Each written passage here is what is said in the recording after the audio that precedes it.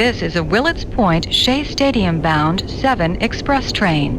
The next and last stop is Willets Point, Shea Stadium. The Mets did bring up Luisangel Acuña, and he made his major league debut. He went 2 for 4 on Saturday with 2 singles, went 0 for 3 on Sunday after coming in for Lindor.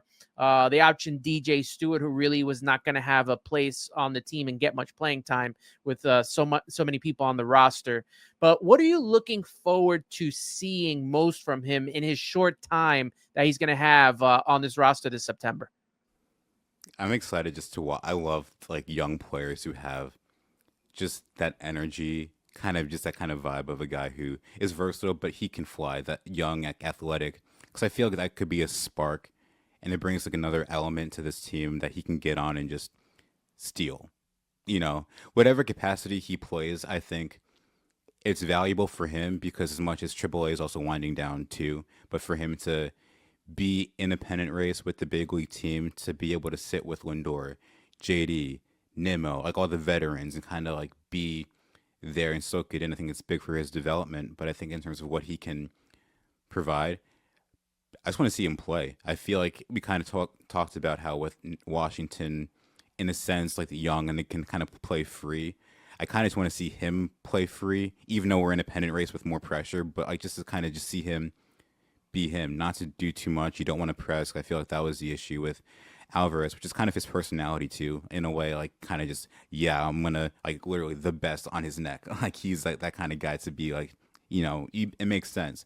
But I think with Acuna, just to play his game, because I think if he just plays his game, that could be valuable.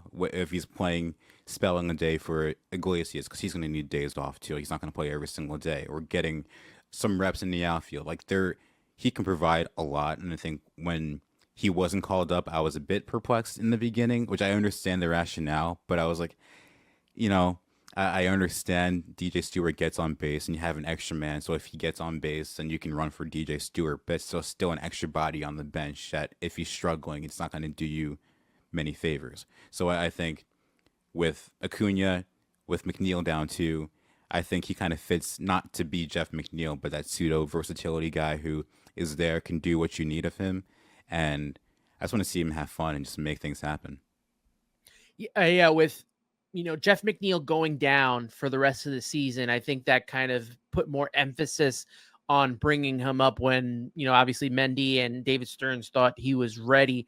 So great to see him up now, get a couple of weeks in, get used to playing in the major leagues. I know they have Eddie Alvarez up here as well.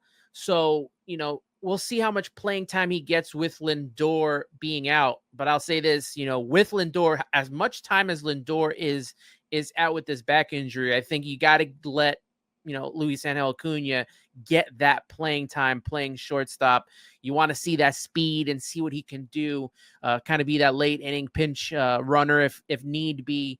And I just don't want the fans to put too much pressure and emphasis on him in the heat of this pennant race. Remember in 2022, once they started bringing up Francisco Alvarez and obviously Vientos towards the end of the season, a lot of pressure, especially on Alvarez. A lot of pressure got put on him in that weekend series in Atlanta that we all love to forget.